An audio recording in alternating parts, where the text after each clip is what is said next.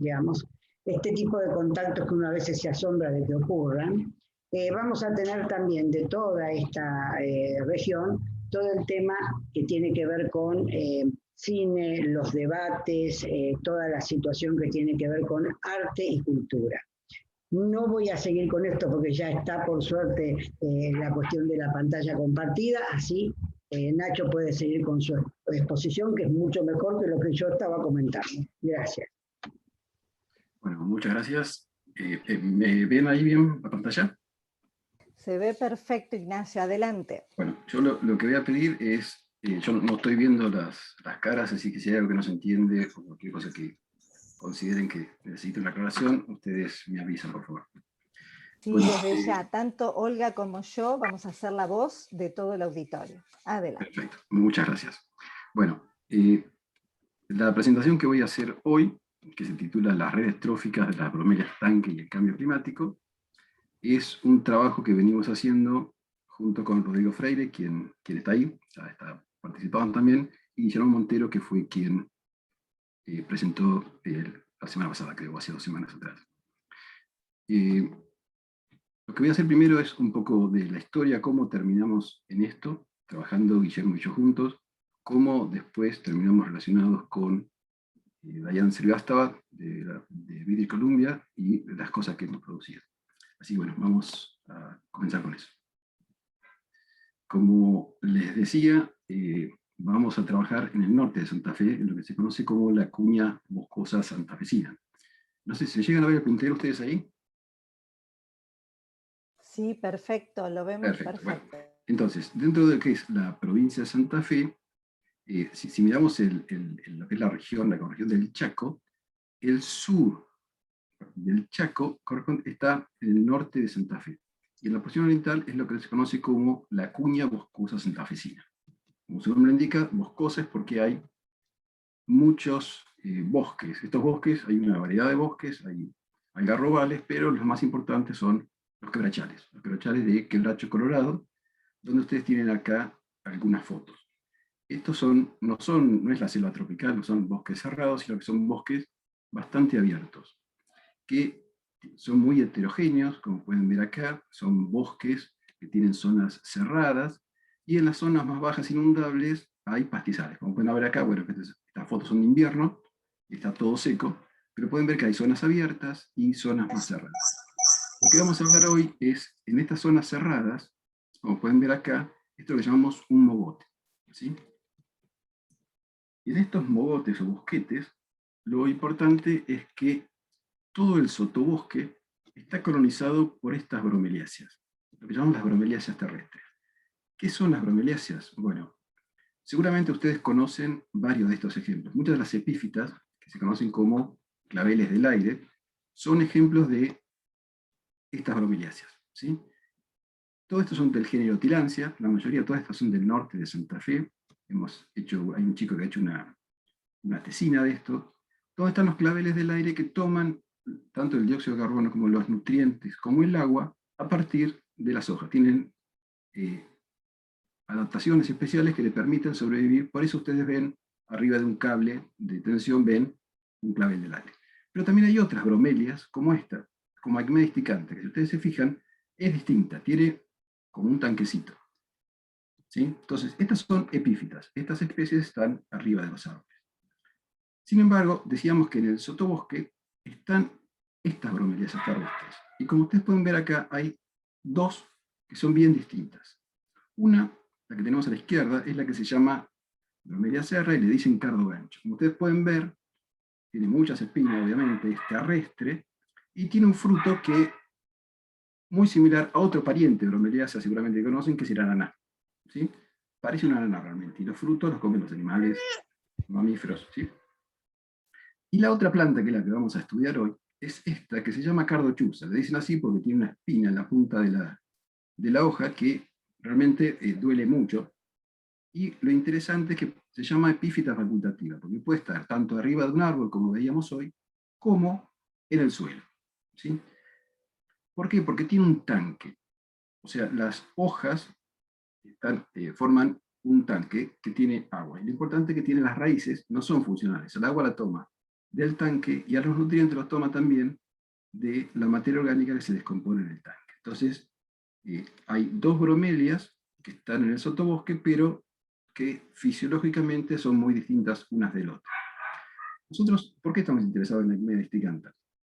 Porque Acmea forma lo que se llama un fitoterma. Fitoterma viene del término pantano, ¿sí? O sea, planta, fito, y tenemos pantano. ¿Por qué? Porque se acumula agua, como decíamos recién, entre las hojas, ahí cae la hojarasca del bosque, y hay numerosos organismos que descomponen esa materia orgánica, por ejemplo, los mosquitos. Bueno, acá uno de los problemas que tenemos es que vaciar los tarros con agua. Bueno, los mosquitos ahí en el bosque tienen agua en todas estas plantas. Además de los mosquitos, hay muchos niveles tróficos, ¿sí? Porque están los mosquitos, los predadores de los mosquitos, ¿sí? La materia orgánica de la cual se alimenta el mosquito. Entonces es un pequeño ecosistema en miniatura. Es lo que se llama un mini ecosistema, un microcosmo.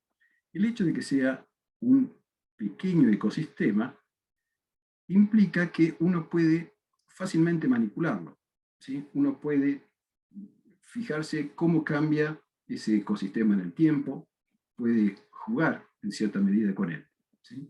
Y contiene varios niveles tróficos. Los niveles tróficos, normalmente uno tiene los productores, los consumidores primarios, que son los herbívoros, y los predadores. En este caso, los mosquitos no se alimentan de plantas, sino que se alimentan de la materia orgánica que está en descomposición. O sea que sería una cadena saprofítica. ¿Sí? ¿Sí? Esto es un ejemplo. Es una red trófica de lo que podría ocurrir adentro de un tanque.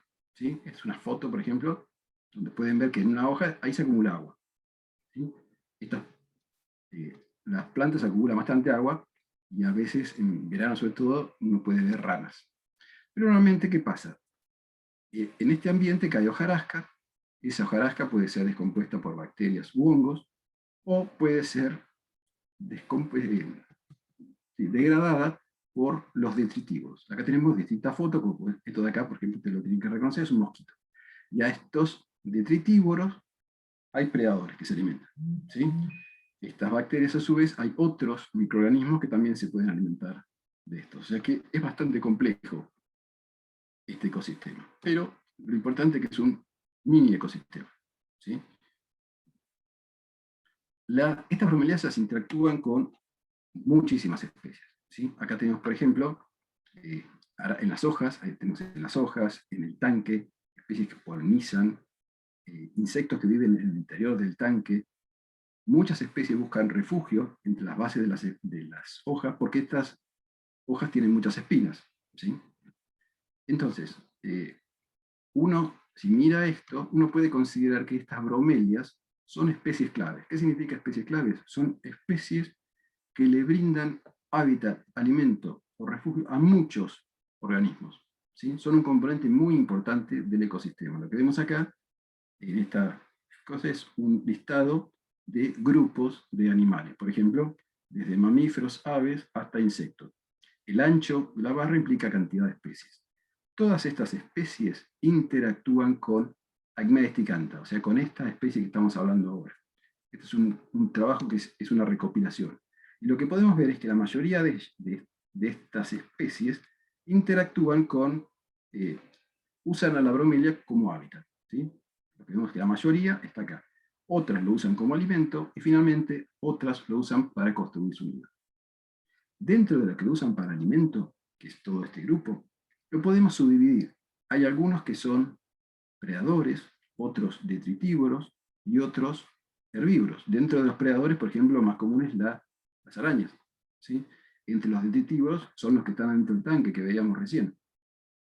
Y entre los herbívoros, a su vez, los podemos dividir en aquellos que se alimentan de hojas, los que consumen los frutos, o los que se alimentan del néctar, como los picaflores o algunos abejorros, ¿sí? Lo importante de esto es, por un lado, la gran diversidad de especies con las que interactúa, y por otro lado es, fíjense la importancia que tienen los insectos. Más de la mitad de las especies que interactúan con Acmea disticanta son insectos, y la mayoría lo usa como hábitat, ¿sí? Viven en el interior del tanque.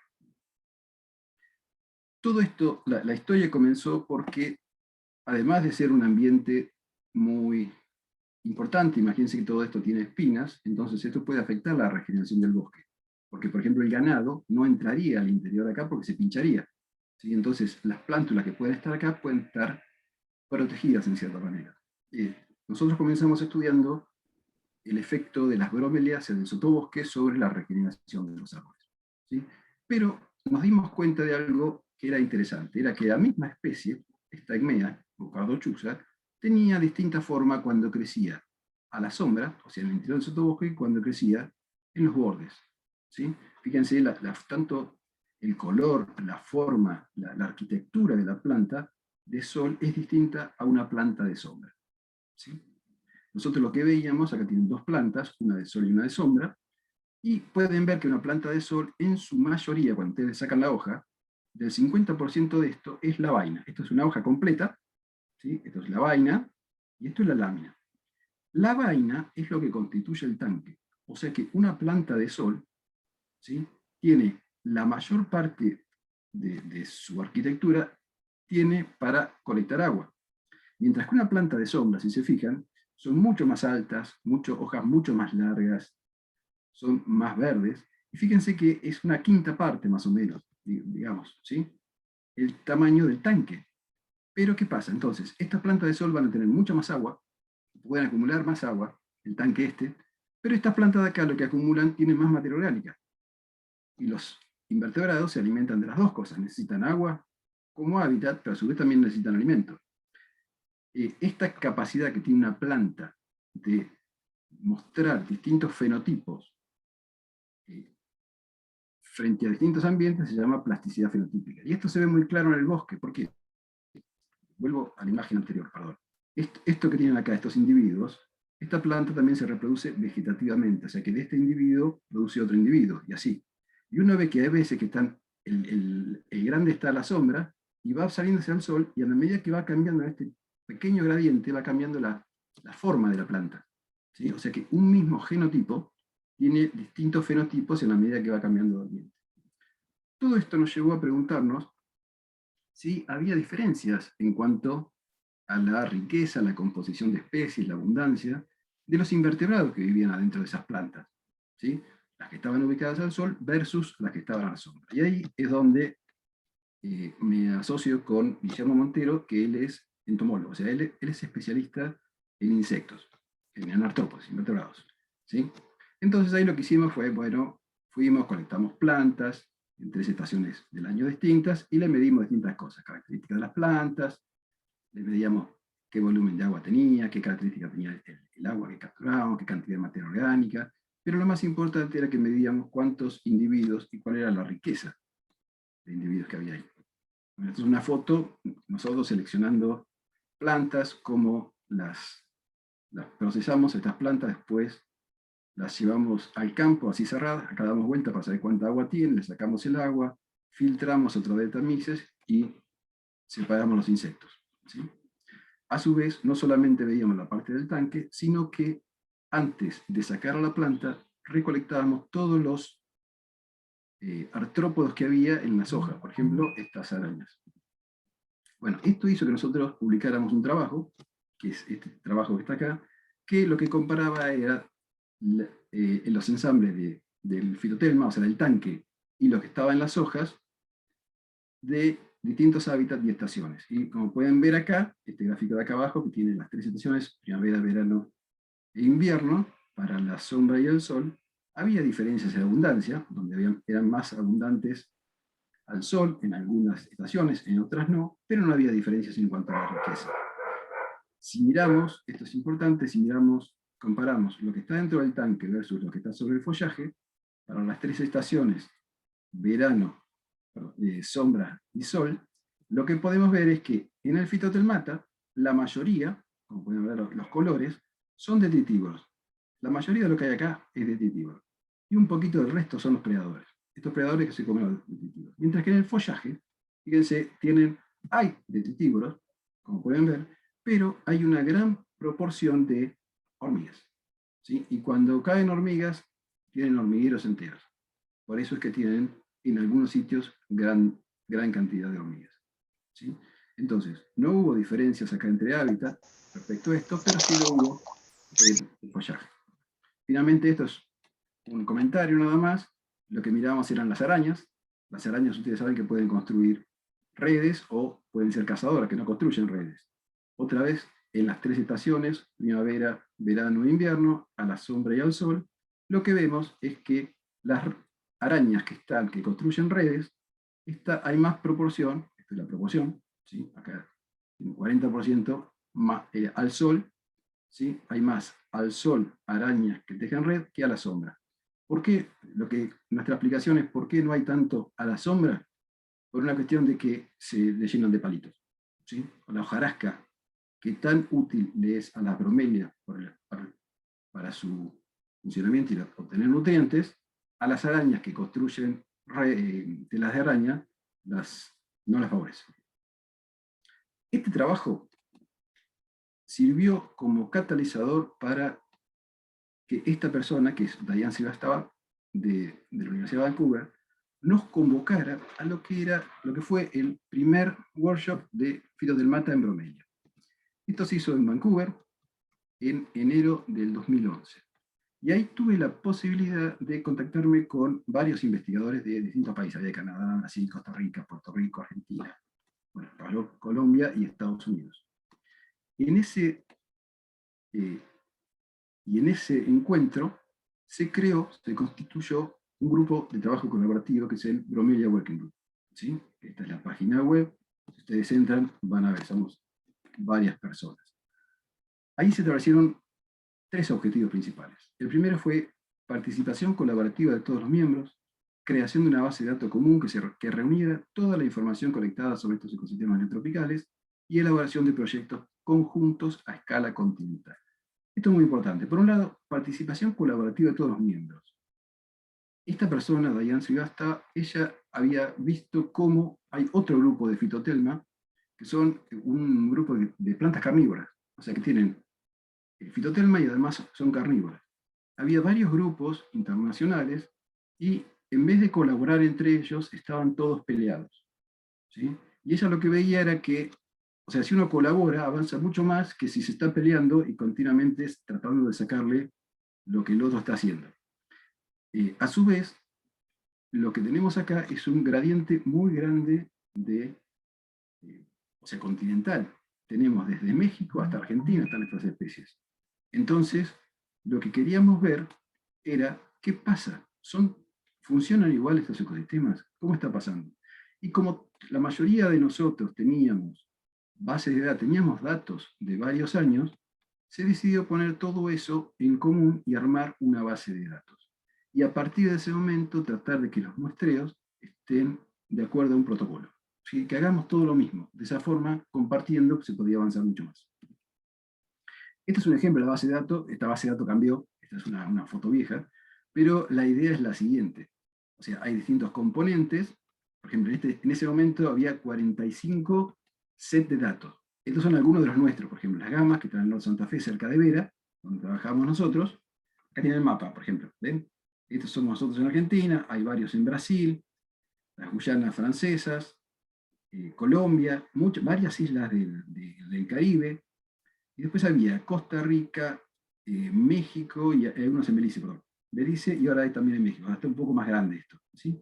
Pero como pueden ver, hay todo un gradiente de temperatura, precipitaciones, cosas que son, o sea, diferencias entre continente e islas. Realmente es muy interesante, ¿sí? Cuando uno empieza a comparar todas estas cosas. Entonces, estos grupos, estos sets que acá estoy poniendo los nuestros, por ejemplo, ¿qué tienen adentro? Bueno, dicen quiénes son los propietarios, hay datos del ambiente, el hábitat, temperaturas, precipitaciones, y datos de cada planta, cuando fue recolectada, este es el individuo A1, cuánta agua tenía, cuánta agua podía almacenar, ¿sí? Nuestros registros, por ejemplo, dicen que una planta de sombra más o menos tiene 800, 1,5 litros de agua, puede acumular como máximo, o sea, bastante agua. Y una planta de sol, 2 litros y pico, ¿sí? Las de sombra generalmente tienen mucho menos, generalmente muchas veces se secan, ¿sí? Pero las de sol realmente acumulan muchísima agua. Y a su vez, para cada una de ellas también teníamos los individuos. Por ejemplo, nosotros para cada especie que teníamos, está registrado, tiene un determinado nombre, dice, bueno, de qué reino, filo, clase, subclase. ¿Sí? Entonces están todas las plantas, las bromelias que hemos colectado a lo largo del tiempo, están clasificadas, y los artrópodos invertebrados que están ahí adentro también. ¿Sí? Cuando hace poco se publicó un trabajo donde teníamos esta cantidad. Con todos esos países se lograron recolectar 57 familias de artrópodos que viven en el interior de los tanques, ¿sí? En total. Fíjense, y si, no sé, seguramente no llegan a verlo, pero el número de morfoespecies que hay, ¿sí? O sea, son hasta 120, 130 especies de culícidos. Estos son los mosquitos.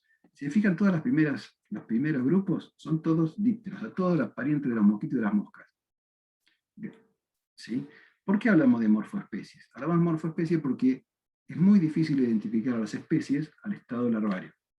¿Sí? Cuando son larvas, es muy difícil, y no sabemos si son las mismas, por ejemplo, las que están acá, que las que están en Brasil. No son, taxonómicamente son bastante complicados de distinguir, entonces hablamos de morfoespecies. A su vez, si miran los distintos grupos, acá lo que tienen es distintos sitios, y acá proporción de especies, y en todos ellos ven que hay una gran variación. Hay sitios que tienen 140 especies, como Cardoso en Brasil, y hay otros que tienen muy poquititos. ¿Sí? Nosotros, por ejemplo, estamos acá. Nosotros, ¿por qué tenemos tan poco? Somos de los... perdón, lo voy a volver. Si se fijan en el lugar, somos los más australes. Somos los que estamos más afectados por las bajas temperaturas. ¿Sí? Y somos los más australes de todos. Por eso también es que a ellos les interesa que nosotros participemos de estas cosas. Entonces, no importa cuántas morfoespecies tienen, si se fijan, la mayoría de ellos son de ese color medio naranja, que son los dípteros. ¿Sí? De vuelta. Donde la mayor cantidad de los dípteros, mayor proporción, son detritívoros, pero hay algunos también predadores, como los tábanos, las larvas de los tábanos. Entonces, una de las primeras cosas que quisimos ver era, estos invertebrados tienen las mismas características, ¿sí? Lo que limita la composición, la estructura de invertebrados que está dentro de una bromelia acá, ¿está afectada por las mismas condiciones de las que tenemos nosotros acá o en Costa Rica? Les digo, porque ¿dónde está? Ustedes se preguntarán dónde está Canadá acá. Canadá, ¿dónde trabaja? Canadá trabaja acá. Canadá trabaja en Costa Rica. Se asociaron primero con la gente con Puerto Rico y algunas islas del Caribe, y después están trabajando también con los brasileros y con algunos de Guyana. O sea, se hacen trabajos colaborativos. Nosotros también estamos colaborando en algunas cosas. Esta colaboración, este hecho de decir vamos a hacer proyectos juntos, nos llevó a que formáramos otro grupo de discusión, que es el Functional Webs, que está dentro de este centro de síntesis en Francia, ¿sí? Donde nosotros lo que estamos tratando de ver es si estos gradientes continentales afectan a la diversidad funcional. ¿Qué es diversidad funcional? No son las especies en sí, sino algunos caracteres. Por ejemplo, si son el tamaño de los individuos, o si son pelágicos, o sea, si viven arriba del agua o abajo, qué tipo de defensas tienen, si hay mayor proporción de predadores, qué tipo de predadores. ¿Sí? Bueno, acá por ejemplo, algunos de los caracteres. ¿Sí? Este es el tamaño, puede ser de distintas longitudes, o qué proporción, o sea, qué estado de desarrollo vive en el tanque. ¿Son los huevos? ¿Es la larva? ¿Es ninfa? ¿Es el adulto? ¿Cuál es el que vive ahí? La especie de la que estamos hablando es ovovivípara, pone huevos aislados, o los pone pegados o libres, ¿sí? Entonces, las características de los invertebrados que viven en Guyana Francesa son similares a los que tenemos acá. Esto permite crear matrices. Todo esto se basa en matrices, y estas matrices uno las puede combinar mediante análisis estadístico y puede ver cómo cambian estos caracteres funcionales, ¿sí?, que están en la bromelia, cómo cambian a lo largo de gradientes ambientales. ¿Sí? Esto es, por ejemplo, del total de especies que hay de invertebrados. Si uno pone todas las características que tiene, ¿cómo se agrupan? ¿Cómo se ordenan? Perdón, ¿sí? Lo que uno puede ver acá es que hay cada punto de esto, vamos a hacer así, cada punto, o de distintos colores, lo que sea, es una determinada especie. ¿Sí? Lo que tenemos, los colores, representan distintos grupos que se identificaron en otro análisis. ¿Sí? Pero la idea es que a lo largo de este eje, cuando ustedes ven esta flecha, los puntos que están de este lado son los predadores. ¿Sí? Y los que están de este lado son las presas, los detritivos. ¿Sí? A su vez, este eje de acá lo que hace es separar a los que viven en la zona de arriba, que como ustedes pueden ver son los mosquitos, ¿sí? Algunas chinches, de los que viven abajo. ¿Sí? Algunos escarabajos, algunas larvas de dípteros. ¿Sí? Entonces, lo que intentábamos ver era, bueno, esto es en todos lados. Esto es cuando uno agarra todas las especies todas juntas. ¿Qué pasa cuando uno lo empieza a analizar a lo largo de ese gradiente continental? Y lo que veíamos es esto. Acá tienen los puntos donde fueron analizados, ¿no? Distintos sitios, distintos lugares, distintas cosas. Y se usa estos gráficos. Estos gráficos, no sé si llegan a leer, ahí está muy chiquitito, pero la idea es que cada uno de estos radios, por ejemplo, acá está, este es un gradiente. Esto es, cuanto más arriba está, no sé qué, toqué. Son predadores si están en el centro y son detritivos si están más arriba. Este de acá abajo es, si están más lejos no tienen defensas, y si están acá están defendidos. ¿Sí? Y así, estos son los que viven arriba, estos son los que viven abajo. Entonces, uno lo que hace es construir en promedio del total de bromelias para los distintos sitios. Por ejemplo, no sé si llegan a ver, pero el amarillo este es de Colombia. ¿Sí? Colombia tiene mitad de detritívoros, mitad predadores. ¿Sí? Las proporciones. Lo que quiero mostrar es que hay diferencia entre los distintos pools. Cada uno de estos sitios difieren. ¿Sí? Y sobre todo hay mucha diferencia en este. Ven que no están todos superpuestos. Fíjense, este de acá es el que más varía. Este de acá es el que menos varía, están casi todos los puntos juntos. ¿Sí? Pero en varias de estos ejes que tenemos acá, están relacionados con lo que mostraba antes acá. ¿Sí? Entonces, por un lado, no todos los sitios tienen las mismas condiciones. Pero a su vez, otra cosa interesante, y acá nos tomaron como ejemplo nosotros, este punto de acá somos nosotros, lo que hicieron fue, en vez de tomar el promedio de todas las plantas, ver qué pasa con plantas individuales. Y lo que vemos es que inclusive tomando plantas individuales de Agmea disticanta, vemos que las proporciones también cambian. Entonces, no es sencillo. ¿Qué son estas variaciones? Bueno, estas variaciones son principalmente estacionales. ¿Sí? Estacionales y de tamaño de las plantas. Bueno, después de eso empezamos otro grupo. Estos grupos son o los franceses o alemanes que pagan para que los grupos que ya tienen datos vayan a ver cómo analizar y qué jugo le pueden sacar a esos datos. Actualmente lo que estamos trabajando es, con las mismas bases de datos, se están construyendo lo que se llaman las redes tróficas. Estas redes tróficas, ¿qué son las redes tróficas? Estos son los recursos de los que se alimentan, estos son todos los mosquitos, o sea, todos los consumidores primarios, los detritívoros, y los que están acá arriba son los que se alimentan de estos. Entonces lo que ven son redes. En este momento no muestro nada, pero se está viendo si este patrón de redes es similar en los distintos sitios, porque puede haber más o menos líneas, ¿sí? Puede haber más o menos conexiones, hay muchas variables de redes tróficas que pueden cambiar de uno a otro. Bueno, ¿hasta acá vamos bien? ¿Se entiende? Muy bien. Bueno, paso ahora a cambio climático. Perdón, ¿tienen alguna duda o algo? Por el momento no hay consultas en el chat, pero yo Bueno, estoy atenta a estas cuestiones.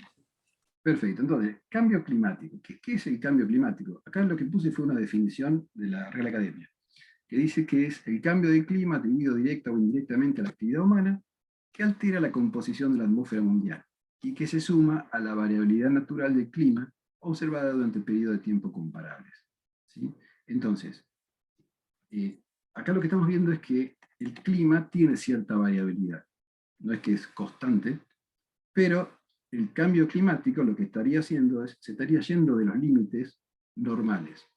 Y acá hay varios temas que hay que separar. Por un lado, una cosa es el cambio climático. O sea, si ustedes recuerdan, hace unos años se hablaba de calentamiento global. Y ahora ya no se habla de calentamiento global, si bien está reconocido que está ocurriendo, se habla de cambio climático. Y esto se debe a que no es solamente un aumento de la temperatura el problema, sino que está, como pongo acá, sino que también están asociadas las precipitaciones, por ejemplo. Y que haya calentamiento global no significa que, si bien está aumentando el promedio, no implica que no haya terribles nevadas, terribles heladas a lo largo de todo el mundo. ¿Sí? Entonces, hay que tener en cuenta, por un lado, no solo la temperatura, sino también las precipitaciones, y considerar la escala espacial y temporal que uno está analizando. Y finalmente, ¿cuál es el nivel de organización afectada? El nivel de organización me refiero a si es la población, si es una comunidad, si es un ecosistema. Si fuera la población, ¿qué estamos hablando? De un cambio en la estructura de la población, por ejemplo, la proporción de sexos, o la proporción de edades, o la distribución espacial de los individuos. No sé, por ejemplo, cosas que se han estudiado con el cambio climático es la relación de sexos con los reptiles. Por ejemplo, el aumento de la temperatura hace que cambie la proporción de, no me acuerdo cuál es cuál, pero si es macho o hembra, que salen con más temperatura. Depende de la temperatura que estén los huevos, sale un sexo inferior al otro. O que sea la dinámica poblacional, ¿sí? Que cambie, no sé, la natalidad, la mortalidad, o la migración, si migran o no migran, o si es a nivel comunidad. Por comunidad entendemos todos los individuos de distintas especies que interactúan. Entonces, cambia la composición de especies, ¿sí? O cambia la dinámica de esa composición de especies, cambian los grupos tróficos. O si estamos hablando finalmente de un ecosistema. Si hablamos de un ecosistema, decimos, ¿se afecta la estructura de ese ecosistema? La estructura, ¿cómo la vemos? A través de redes tróficas, como veíamos ahí, o de pirámides, ¿sí? Que es lo que vamos a ver ahora. O si cambia la dinámica del ecosistema, ya sea a través del flujo de energía, o del stock, o la circulación del nitrógeno, o algún efecto así. ¿Sí? Entonces, cuando uno hace un estudio de esto, tiene que considerar varias de estas cosas. Uy, ¿cómo lo pasa que fuera?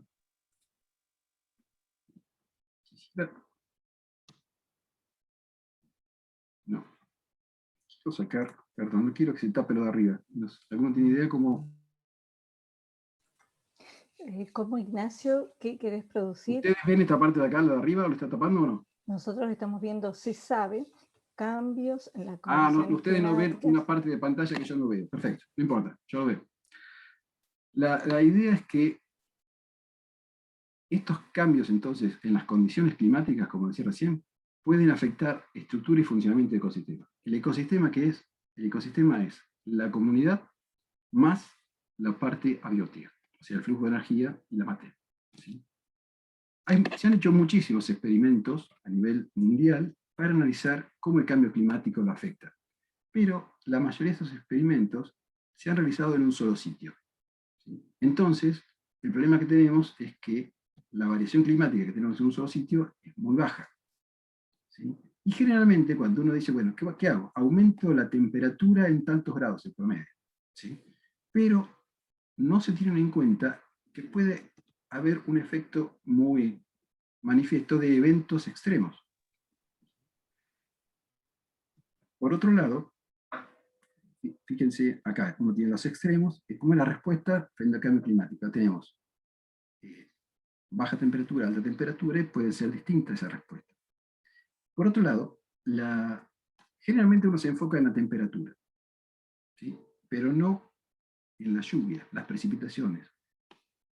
Es muy importante. Y los ecosistemas de agua dulce son poco estudiados. Generalmente son mucho más estudiados los ecosistemas marinos y los terrestres.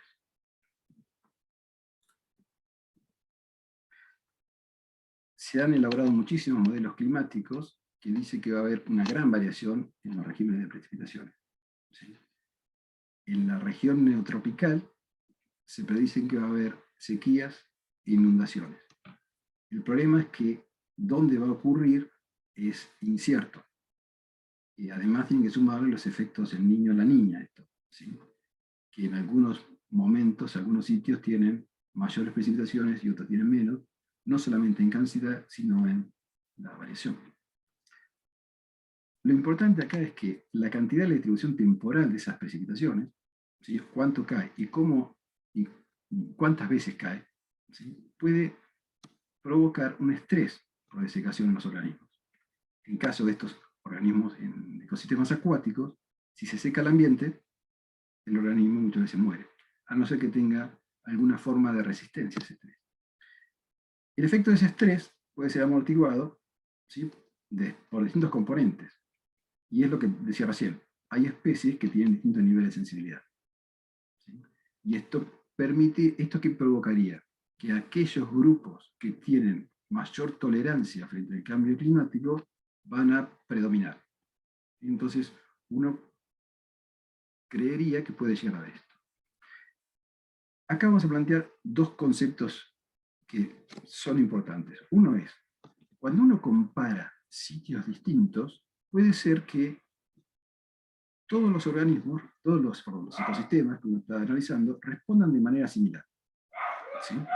O, que es esto de acá arriba, o, como dice acá, puede ser distinto para cada sitio. En este caso estamos hablando que hay contingencia. ¿Cuándo puede ser que respondan de la misma manera? Cuando los organismos son seleccionados para vivir en condiciones medias, ¿sí? Si estas precipitaciones se van para un lado o para el otro, ya decaen. ¿Y cuándo uno espera contingencia? Cuando las especies difieren en la sensibilidad, ¿sí? O sea, lo que decíamos recién. Y por otro lado, cuando hay variaciones en las precipitaciones. En algunos sitios hay mayor variación que en otros. En algunos sitios llueve en uno más que en otro. Para poder responder estas preguntas, lo que se hizo fue un estudio multisitio.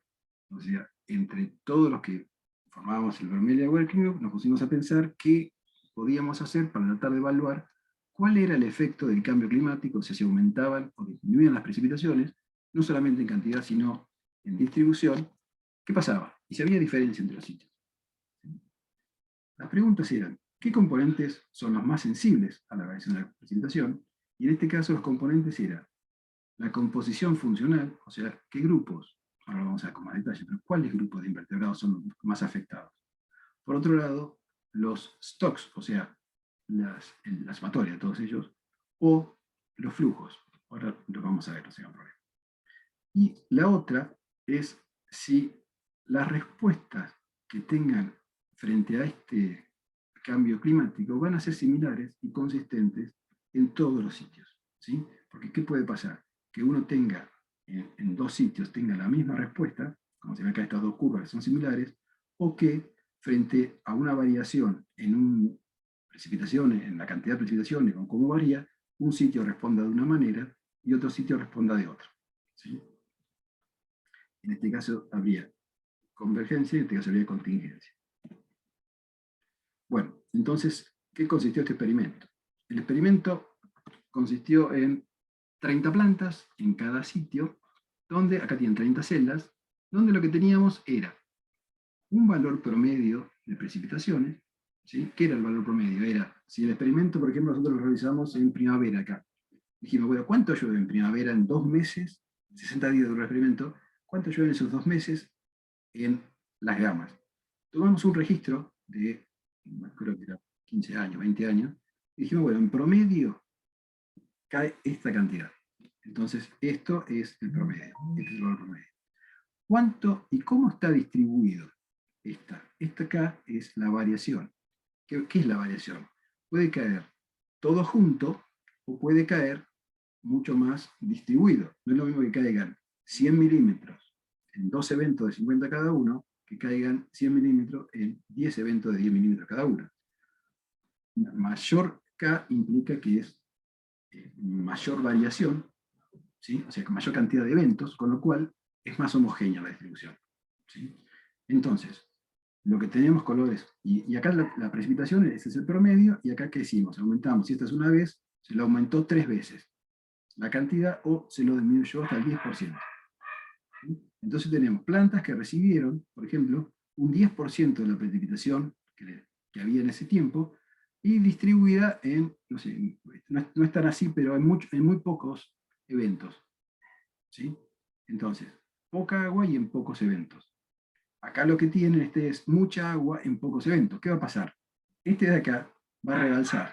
El tanque rebalsa. Cuando ustedes le echan mucha agua en pocos eventos rebalsa.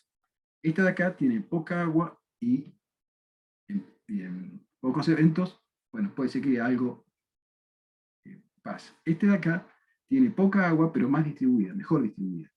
Y este de acá tiene mucha agua y bien distribuida. Entonces, son las 30 combinaciones que usted tiene acá. Acá tienen ejemplos de cómo es a lo largo del tiempo, cómo sería lo que se le echó de agua. ¿Sí? Este de acá, por ejemplo, los tres tienen una presentación promedio, la misma cantidad de agua, perdón, estas dos tienen la misma cantidad de agua, pero lo que pueden ver es que este de acá se hizo en mucho más eventos que este de acá. ¿Sí? No, al revés, perdón. La misma cantidad de eventos, pero menor cantidad de agua. Y comparan este con este, lo que pueden ver es que los dos fueron distribuidos en la misma cantidad de eventos, la cantidad de eventos que hay normalmente, pero este de acá tiene mucha más agua que este. ¿Sí? Bueno, ¿en qué consistió el experimento? Se hizo en todos estos sitios que ustedes tienen acá, y se ponían estos especies de protectores para la lluvia, porque lo que queríamos evitar era que entrara agua. Entonces lo que teníamos que hacer era regar las plantas. Y esto nos decía cómo teníamos que echarle, qué cantidad de agua teníamos que echarle y cuánto, a cada planta individual. Esto de acá, lo que pueden ver ustedes, es cada uno de estos colores es un color, es un país, son los mismos que están acá. Este, por ejemplo, es Argentina, somos este de acá abajo, somos uno de los sitios que tenía menor cantidad de agua en promedio, ¿sí? Y en cuanto a la dispersión, también era bastante, muy pocos eventos, ¿sí? Pero lo importante es que este mu1 se hizo para cada sitio. O sea, el mu de nosotros era lo que llovía en promedio para nosotros. El mu de este, que es Costa Rica, acá pueden ver, a ellos les llovía mucho más. ¿Sí? Entonces tenemos, si comparamos estos dos, nosotros tenemos mayor precipitaciones, pero si lo miramos desde el punto de dispersión, también tenemos menor dispersión. ¿Sí? Bueno, ¿qué hicimos? Para poder comenzar teníamos que igualar todo. Teníamos que tener todas las plantas iguales. Las igualamos, sacamos las plantas del campo, las trajimos, le sacamos todos los bichos que tenía adentro y les pusimos a cada uno una cantidad de bichos muy similar, prácticamente la misma. ¿Sí? Les pusimos estos refugios que impedían que llegaran y les pusimos, estos de acá son sensores que miden la temperatura, para ver cuánto variaba la temperatura, porque si la planta se secaba, quedaba expuesto al aire, las temperaturas cambiaban mucho más que si el tanque estaba bajo el agua. Esta es una foto, un esquema de cómo es el experimento a campo. Como pueden ver, era bastante lindo, ¿sí? Quedaba simpático. Y ahí estuvo Rodrigo, que está acá, estuvo 60 días en el campo, yendo cada día a caballo, llevando agua en balde, en bidones, para regar estas plantas. ¿Por qué? Porque tenía que ser agua de lluvia, no podía ser agua sacada de pozo porque es agua salada. Es el agua que reciben las plantas. Entonces a cada planta, de acuerdo al esquema de riego que se había establecido, se le echaba. ¿Sí? Acá está Rodrigo. Además de echarle agua, como está haciendo acá, que había que echar una probeta, además había que medirle. Uno medía la profundidad, cuánta agua había en el tanque. ¿Sí? Cada tantos días se medía. Entonces después uno lo que puede saber es a lo largo del tiempo cómo cambió ese tanque, el agua. Lo que tiene acá son distintas fotos. Esto ya es cuando está terminando el experimento, donde sacamos las plantas, las cosechamos las plantas, medimos un montón de cosas, y además después medíamos todos los invertebrados. Acá está Guillermo, por ejemplo, procesando los invertebrados. Se los tamiza, y después de ahí se sacan los insectos, se los ponen tarritos y después se los identifica. Y esta foto de acá es importante porque acá está Juliana, es de Brasil y es una de las investigadoras de otro sitio que vino a colaborar con nosotros. ¿Por qué? Porque eran, por ejemplo, acá están midiendo la parte de fotosíntesis, intercambio de dióxido de carbono, ¿sí? Y midiendo distintas cosas, ¿sí? Para sacar microorganismos, se midió la producción de dióxido de carbono y esta es colorimetría, o sea, muchas variables. El protocolo era realmente muy estricto. Acá tienen algunas de las variables, ¿no? Simplemente profundidad, temperatura, nitrógeno, química del agua, bacterias, dióxido de carbono, descomposición de materia orgánica, censo de invertebrados. O sea, realmente se extrajeron mucho. Y a partir de estas variables, de profundidad del agua del tanque, se derivaron varias variables hidrológicas. Acá pongo algunas. ¿Qué es el CB de la profundidad del tanque? Es cuánto varía ese tanque, ¿sí? Porque la cuestión es que uno le echa agua, pero echarle mucha agua puede hacer que, por ejemplo, que el tanque rebalse. Entonces el agua, por más que uno le da lo mismo que uno le eche 2 litros de agua en un momento que le eche 5. Más o menos, la cantidad de agua del tanque va a llegar hasta un límite y va a quedar hasta ahí. Pero cuando uno le echa agua, lo que pasa es que pueden rebalsar también insectos. Y ese puede ser el efecto que produce. Por otro lado, también medíamos cuántos días, cuando se medía y el tanque estaba seco, cuántos días consecutivos permanecía seco, cuántos periodos. Entonces hicieron varios índices, no solamente para ver el mu y el K, que era cantidad promedio o variación de agua, sino también estas variables hidrológicas. Vamos a tratar de ir un poquito más rápido, vamos cerrando. Estos son, como pueden ver acá, este gráfico es medio complejo, pero vamos a tratar de ver si lo podemos interpretar. Tienen un gráfico de este lado, que son los efectos de las precipitaciones. Este es un efecto combinado de mu y K, o sea, el promedio de agua que se le echó y la variación de las precipitaciones. De este lado, ustedes lo que tienen es la hidrología. ¿Qué es la hidrología? Es una combinación de las variables esas que se crearon a partir de la información del tanque de agua. Por ejemplo, el coeficiente de variación de la profundidad, o la cantidad de días que permanecía seco, la cantidad de días, cuántos días rebalsaba, ¿sí? Por otro lado, acá tienen un listado de variables que se midieron. ¿Qué son estas variables? Están agrupadas en 3 grupos. De acá para arriba son los grupos funcionales.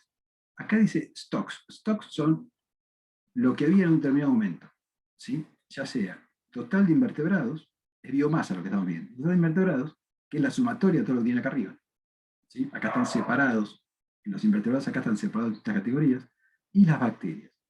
Y finalmente, los flujos o la dinámica de nitrógeno, descomposición de la materia orgánica y la concentración de dióxido de carbono. La descomposición, se ponían hojas a descomponer adentro y se sabía la cantidad, cuánto había al principio y se sabía después al final. Y el nitrógeno, también se ponían hojas que tenían nitrógeno radiactivo y después se mide al final cuánto de ese nitrógeno radiactivo pasa a la planta, ¿sí? Y lo que se medían eran las hojas de la planta. ¿Qué podemos ver en general? Perdón, y un detalle más, porque es complicado. Acá tenemos tres tipos de efectos, puede ser. Que no haya efecto, que son estas barritas en blanco, no hay efecto directamente, no llega a ser significativo. Que haya un efecto general, o sea que todos los sitios tienen la misma respuesta, que sería este color, o que hay un efecto, pero este efecto es contingente. ¿Qué significa esto? Que en algunos sitios hay un efecto y en otros sitios hay otro. O en un sitio no hay efecto y en otro sí. ¿Sí? ¿Qué podemos sacar así en general? La hidrología en general tiene más efecto que la precipitación, en general. Por otro lado, prácticamente no hubo efecto de los stocks. ¿Sí? El total de invertebrados, ustedes se fijan, no hay efecto. Sin embargo, cuando uno mira todo, cuando uno lo mira separado, sí hay efectos. Donde los 3 primeros grupos, ¿qué son filtradores? ¿Qué son estas categorías? Los engullidores y perforadores, estos dos de acá son predadores. Los predadores, por ejemplo, pueden engullir, se lo pueden tragar, ¿sí? ¿Sí? O más, que son, por ejemplo, nosotros no las tenemos, pero sí las tienen los de países más al norte, que son las larvas de los aguaciles, las libélulas. Los perforadores son, en vez de perforar y tragar, lo que hacen es como que tiran un estilete y absorben el contenido, que son los tábanos. Nosotros tenemos tábanos. Y estos de acá son la forma en la cual procesan la materia orgánica que está. Los filtradores son los mosquitos, filtran la materia más chiquita. Raspadores, raspan la superficie de la hoja. Los que colectan la materia orgánica más triturada y los que la trituran. lo que pueden ver es que según el grupo de estos detritívoros, algunos tienen efectos de contingencia y hay algunos que tienen un efecto común, como los trituradores, pero para el punto de vista de la lluvia, pero no de efecto para la hidrología. Y lo opuesto pasa con los perforadores. Finalmente, con la parte de los procesos, los flujos, solamente el consumo de nitrógeno tiene un efecto y no es muy marcado, ¿sí? Entonces, ¿por qué el total de invertebrados no tiene efecto mientras que esto sí? Porque si ustedes suman todo esto, van a encontrarse con que algunos no tienen efecto, algunos tienen efecto negativo, otros tienen, algunos sí, otros no, ¿sí? Entonces cuando uno pone todo junto, ve que no hay diferencias. Acá lo que tenemos es para los detritívoros, los mosquitos, los filtradores. ¿Qué pasa con los filtradores? Lo que tenemos acá es biomasa de filtradores en función del cambio en la precipitación de, o sea, ¿cuánto le agregamos? El 1 es que se le agrega el valor promedio, acá se le agrega 3 veces el valor promedio y acá prácticamente muy poca agua. ¿Qué vemos acá? Que la respuesta, cada uno de estos es un país, cada uno de estos puntos es una planta que tiene una determinada cantidad de biomasa de filtradores, y vemos que hay algunos países, como nosotros, ¿sí?, que cuando hay agua, hay mosquitos, si no hay agua, no hay mosquitos. Mientras que otros países, a pesar de que se le agrega una cantidad muy baja de agua, siguen teniendo mosquitos. La biomasa no cambia radicalmente. Esto es con respecto a la precipitación. Si lo miramos desde el punto de vista de la hidrología, vemos un patrón más similar, pero la hidrología tiene un patrón más marcado. Fíjense que hay muchos donde cuando las variaciones en el tanque son muy marcadas, o sea que el tanque se llena y se vacía rápidamente, todo el tiempo, fíjense que hay muy pocos mosquitos, en la mayoría, excepto en algunos, como en Brasil, este de Macaé, donde no importa si baja mucho o poco, siempre hay mosquitos. ¿Sí? Entonces, lo importante acá es que si mezclamos, vemos que la proporción esta, la de biomasa de los filtradores, cambia con mu y cambia con CB. ¿Qué pasa cuando uno mira los dos? La contingencia por los mosquitos estaría entonces asociada a que la variación en la precipitación, que es esto, genera variaciones en la profundidad, en la variable hidrológica. ¿Sí? Entonces, algunos prácticamente lo cambian, mientras que otros, como Argentina, cambian bruscamente. ¿A qué se debe cuando uno tira agua? Bueno, el efecto rebalse, que se llama. Aquí hicieron un experimento, esto lo hicieron los de Canadá con los brasileros, donde se fijaban si le echaban distintas cantidades de agua y hacían rebalsar el tanque de la bromelia, cuáles eran las familias de insectos que se veían más perjudicadas. Entonces acá tienen cada una de las familias, puestas acá, y se fijaban en qué proporción de los individuos o se caían, era como un inodoro, donde hacía flash, o eran retenidos. Lo que se puede ver que hay contingencia, o sea, hay diferencia entre los grupos. ¿Sí? Hay grupos, por ejemplo, fíjense, estos muy pocos se iban en proporción a los que eran retenidos. ¿Sí? O igual que los círtidos, estos son unos escarabajos planos que quedan pegados a las bases. Mientras que hay otros, como estos, los tipúlidos, no veo los, donde estos son como unos mosquitos, donde la mayoría se iban, o estos ticodidos o tipúlidos, se van, le tiran agua y se van con el agua. O sea, entonces, esas diferencias en la hidrología, más las diferencias taxonómicas, hacía que las respuestas ecológicas entre los sitios, o sea, que hubiera diferencias ecológicas entre sitios. Entonces, las respuestas ecológicas a la variación de las precipitaciones en uno o varios sitios no pueden ser extrapoladas. Esos son los principales resultados. ¿Sí? ¿Y qué es lo más importante? No son las respuestas a las precipitaciones, sino que es la respuesta hidrológica. Importante. ¿Qué pasa en el tanque? Y a su vez, las diferencias entre los pools de especies. Entonces, no es, es como un espacio intermedio. No es cuánto llueve, sino cómo se ve afectado el tanque cuando llueve. Y las diferencias entre sitios. Esta fue una parte. La segunda parte, y voy a terminar con esto, es ¿qué pasa con las pirámides tróficas? ¿Qué son las pirámides tróficas? Bueno, acá dice el tamaño y la forma de las pirámides tróficas varía. ¿Sí?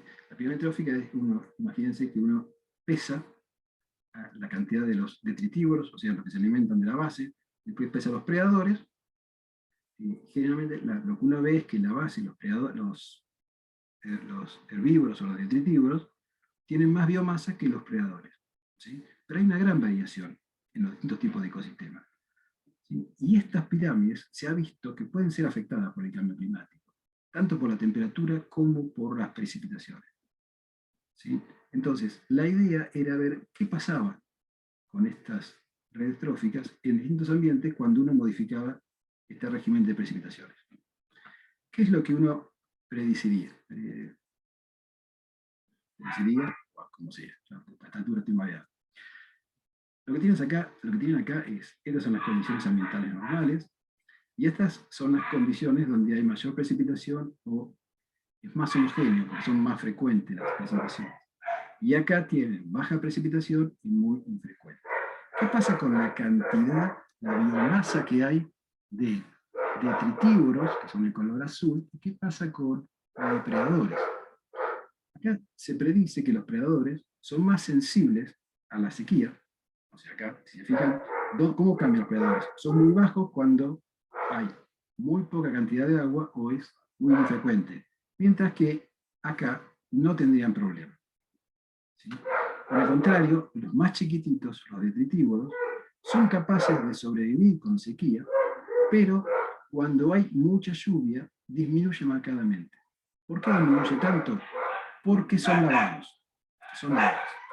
Si ustedes hacen la relación entre estos dos de acá, ustedes ven que los detritívoros tienen más biomasa que los predadores. O sea, si uno hace la relación biomasa del detritívoro más el predador, ven que son más cercanos. Acá, la biomasa del predador está muy por debajo del detritívoro. Y acá está muy por encima. Entonces lo que tienen son pirámides tróficas distintas. ¿Se entiende? Es lo que nosotros tenemos acá. Fíjense, lo que acabo de decir es, ¿sí? O sea, este punto de acá está muy por encima, entonces la base es mayor. Mientras que en este punto de aquí es mucho menor la base de los detritívoros y mayor los predadores. ¿Sí? ¿Estamos? Entonces, acá lo que tienen es una pirámide de base ancha y acá lo que tienen es una pirámide de base angosta o fuertemente de arriba. Bueno, vamos a ir terminando con esto. Acá lo que tenemos es, ¿qué pasa con la frecuencia de lluvias? ¿Sí? Siempre son los mismos valores. Y acá lo que tienen, esta es la biomasa de los predadores. ¿Qué habíamos dicho? Que la biomasa de los predadores, ¿cómo iba a ser? Si recuerdan. Dijimos que los predadores iban a hacer esto. Fíjense, todo lo contrario, está bajando. ¿Sí? Fíjense las líneas, que son los promedios. Todo lo opuesto. ¿Qué pasa con los detritívoros? Habíamos dicho que iba a disminuir así. Bueno, en realidad con los detritívoros no se sabe qué es, porque cada zona tiene lo suyo. Algunos hace este efecto, en otros hace al revés, en otros hace así. O sea, acá hay contingencia. Cuando uno, no, esto es, sí, la biomasa de detritívoros. Cuando uno mira la biomasa de detritívoros, pero con respecto a la estabilidad hidrológica, o sea, estabilidad es, esto sería, por ejemplo, menor variación del coeficiente de variación. ¿Sí? Cuanto menor es la variación, mayor es la biomasa. ¿Sí? Y por último, combinando estas dos, uno obtiene este gráfico.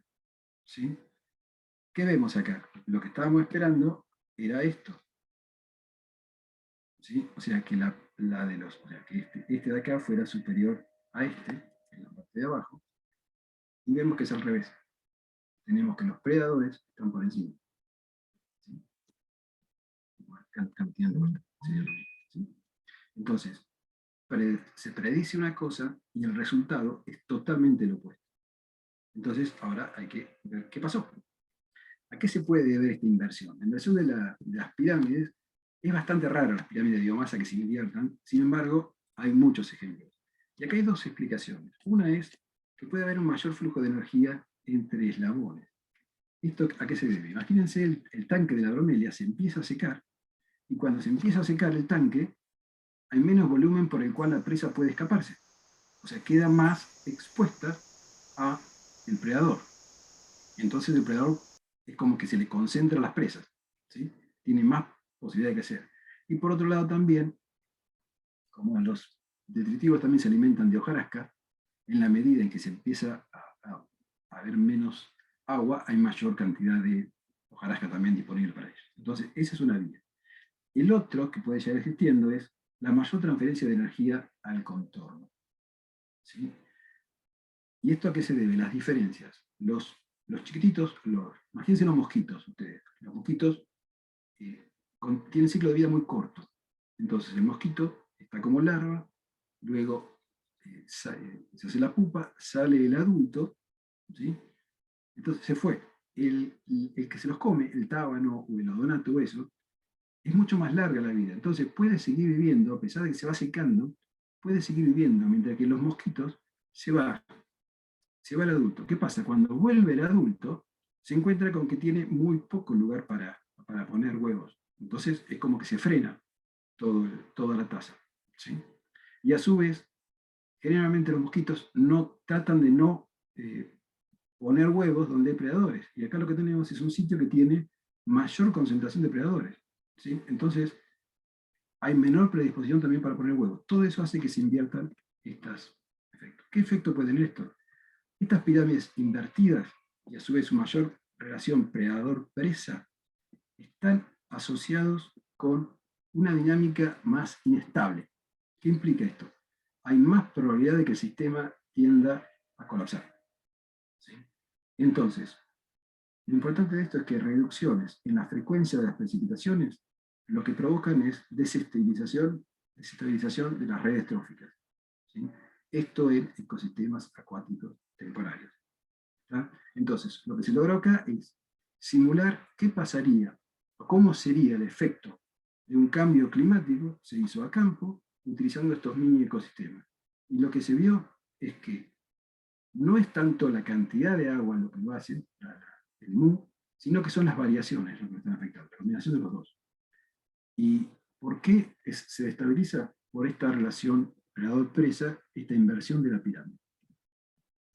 Bueno, eso es todo. Les agradezco mucho prestar atención. No sé si están callados o si se fueron, pero bueno, ahí estamos. Acá estamos, Ignacio, maravillados con toda la exposición. La verdad que maravillosa. Excelente la calidad del trabajo que hacen.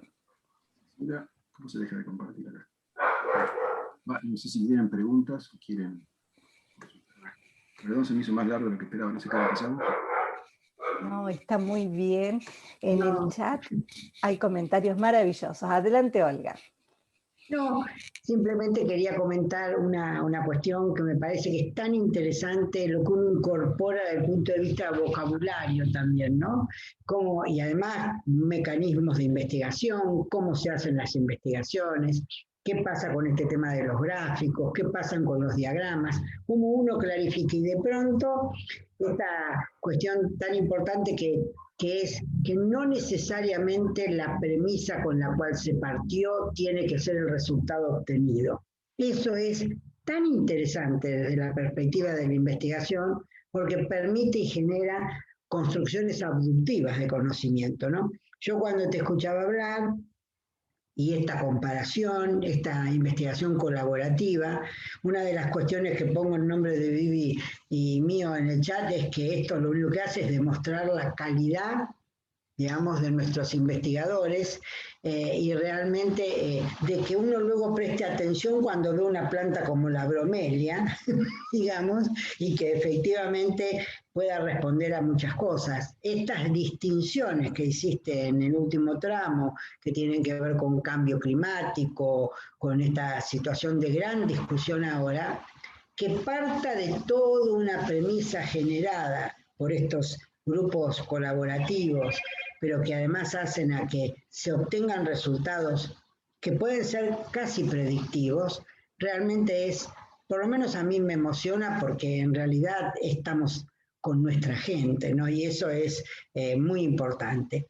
Quería hacerte una consulta en la presentación del trabajo que ustedes hacen, que era, digamos, cuando es como si fuera un paper, figura allí una escuela técnica, una escuela particular autorizada. ¿Cuál sería? Perdón. Eso era César Feruglio, que era, es así, Guillermo Montero, los primeros viajes íbamos Guillermo y yo, y se nos empieza a sumar una persona que es César Feruglio, que daba clases, era el profesor en el Huerto, creo, donde trabaja también Guillermo. Entonces, él pertenecía a esa escuela. Esa es la relación. Él estaba en una escuela técnica, ese era su lugar de trabajo, y por eso figura él. O sea, al principio no eran personas. Estas cosas se empezaron a hacer cuando en la Facultad de Ciencias Agrarias todavía no estaba la licenciatura en recursos naturales. Entonces, todo lo que estábamos éramos agrónomos. Teníamos que salir a buscar gente que supiera más o que le interesara más estos conceptos. Actualmente en la facultad, bueno, Rodrigo, por ejemplo, también es ingeniero agrónomo, pero le interesa esta cosa y está trabajando en esto. Pero no es tan fácil encontrar ingenieros agrónomos que se interesen por estos temas. ¿Sí? Hay, pero en este momento que está la licenciatura en recursos naturales, es mayor la oferta y tenemos más gente que trabaja con nosotros. Más sencillo, pero al principio costaba bastante. Por eso es que salíamos a reclutar gente. Bueno, gracias. Me había quedado esa duda. Sí. Viviana, me parece que hay una pregunta, ¿no? Ahora la veo, dice Martín Gon nos dice, muy bien desarrollado el tema, clarísimo. Esa es una expresión que coincide en muchos de los asistentes, resaltando la claridad, la excelencia de la demostración. Y dice, ¿qué expectativas tiene que se implementen políticas serias de protección y cuidado del medio ambiente en nuestro país? A ver si entiendo, ¿cuáles son mis expectativas? ¿Cuáles son? Sí. ¿Qué expectativas tenés vos de que se implementen políticas serias de protección y cuidado del ambiente en nuestro país? Mira, a ver, es bastante complejo el tema. Nosotros, por ejemplo, yo he colaborado con otros investigadores de otros lados, en un estudio que quizás lo conozcan, que era sobre plomo, contaminación por plomo, ¿sí? El impacto que tiene la contaminación por plomo de la caza, ¿sí? Cuando cazan patos, en todo lo que es la zona de Saladillo, si hay gente de Santa Fe, en la zona de la Ruta 1, la Saladillo, toda esa zona, había turismo para cazar patos, turismo europeo, venía gente. Entonces empezó a evaluar todo el impacto que había sobre el suelo, la vegetación, los mismos patos, qué pasaba con el plomo, y se avanzó muchísimo. Realmente era gente de Tandil, de distintos lugares, de la Universidad Tandil. Yo colaboré, había gente también de la Universidad del Litoral, y se obtuvieron muy buenos resultados. Uno de los resultados fue que hubo a nivel argentino, empezó en Santa Fe, que se cambiara las municiones, que se pasara de plomo a acero, ¿sí? O a acero. Estaba la ley, después resulta que no se podía importar. Después, y actualmente hoy en día, si ustedes han escuchado las noticias, hace poco, ¿qué pasó? El año pasado fue un año muy seco, entonces vinieron, hubo sitios arrozales, que algunos sitios donde se cazaba, se llenaron de patos, ¿sí? Entonces implicó una pérdida. Entonces ahora lo que quieren es salir a cazar patos, pero ya no están más los municiones de otros. Entonces yo creo que hay muchas buenas ideas, se desarrollan muchas investigaciones que avalan que te tienen que realizarlas de cierta manera, por ejemplo esto, reducir la cantidad de plomo que se tira al medio ambiente, porque es tóxico. Y es más, cazaban los patos y le daban los patos, se los regalaban, de buena fe le regalaban los patos a los chicos, pero los patos venían con plomo. Entonces, hay muchas cosas que se hacen bien, en el sentido de cambiar reglamentaciones, hacer esto. Las leyes están, sin embargo, no se implementan. Y lo mismo pasa con muchas cosas de conservación, no sé, desde que las banquinas no se pueden cultivar, y uno va por muchas rutas y encuentra las máquinas cultivadas. Entonces, no es que no esté la reglamentación, creo que estamos llenos de ejemplos donde realmente está claro cómo debería actuarse, pero no hay nadie que controle y tampoco se favorece al que realmente está realizando las cosas bien, ¿sí? O sea, debería haber premio y castigo acá. Porque muchas veces para poder hacer las cosas bien, se deja de ganar plata, ya sea con muchas cosas. Y eso no se premia. Entonces realmente no sé, el tema de la conservación yo lo veo como que es algo que si no nos sentamos y la sociedad no empieza a ver todo, los beneficios que tiene eso, y no es solamente los beneficios de que todos lo hagamos, no sé, no tengo una sensación muy clara, no sé hacia dónde vamos. Me parece que debería haber más, debería estar más claro. Y o sea, la parte legal está en la implementación y el control, está faltando en este momento. Sí, perfecto, comprendido. Dice Martín, completando la idea, trabajé en la industria frigorífica y cuando se exportaba carne, lo que más se encontraba en los productos procesados eran partículas de plomo en los animales, en la hacienda, por los cazadores. Es decir, el mismo ejemplo que vos estás mencionando. Sí, Bueno, la verdad que... y hay, o sea, ha habido muchos casos, pero es difícil. El problema es cuando hay demasiados intereses por atrás también. O sea, esto es una cuestión de interés. Y esto es bien público o interés personal. Y ahí van todos los problemas, pasan por ahí. O sea, desde el punto de vista de conservación hay muchísimas teorías, muchos países han avanzado muchísimo. ¿Sí? Podemos tomar muchos ejemplos de la literatura que se pueden hacer acá, pero bueno, lamentablemente no siempre se sigue. Comprendido. Adelante, Olga. No, era bueno, para agradecer, creo que ya no tenemos ninguna otra pregunta. Todo el mundo ha quedado más que impactado por tus propuestas y tus análisis. Nacho, gracias por tu tiempo, porque sé que estás siempre muy ocupado, pero agradecemos enormemente este espacio que nos has dado, tanto a vos como a Guillermo, a todo el equipo, a la facultad, a los equipos que ustedes tienen conformados, y estos ejemplos son los que valen para todas las personas que nos acompañan y que efectivamente tienen tantas ganas de hacer cosas, ¿no es cierto? Entonces, es posible, en la universidad tenemos estas posibilidades, hay que visibilizarlas. Yo creo que estos trabajos hay que visibilizarlos, ¿no? Las coincidencias con respecto a Canadá son coincidencias, pero en realidad para nosotros lo importante es que el trabajo de todos esos equipos sean visibilizados. Gracias y de mi parte no tengo otra cosa que decir. Bueno, yo le agradezco a ustedes y quisiera volver a resaltar eso, la importancia de los trabajos colaborativos, de que esta persona, Dayan, invitara a todos, porque lo importante fue la primera vez, nos pagaron todos, nos juntaron a 14 personas para que pensáramos, no nos conocíamos, y ahí empezó todo esto. Y gran parte de estos trabajos salen en revistas muy buenas, y todo esto es porque tenemos un gradiente muy grande. Estas cosas no se podrían hacer si fueran personas de distintos países, y cada uno tiene su experticia. Pero la que está liderando en este momento la mayoría de los temas, debo reconocerlo, y así es, Diane Srivastava. Es ella la que lo está haciendo, y los brasileños y los franceses también son muy importantes. Yo no sé si Rodrigo quiere agregar algo, porque él estuvo participando en la mayoría de estos procesos, si quiere agregar algo, si no, damos por terminado. No, bueno, muchas gracias por abrir el espacio, muy agradecidos. Me alegro de leer en el chat que les haya gustado y les haya parecido interesante. Lo que comenta Ignacio es una historia de mucho trabajo y dedicación, y bueno, también de oportunidades que se fueron presentando. Así que, nada, bueno, me alegro de que les haya interesado y muchísimas gracias por la invitación.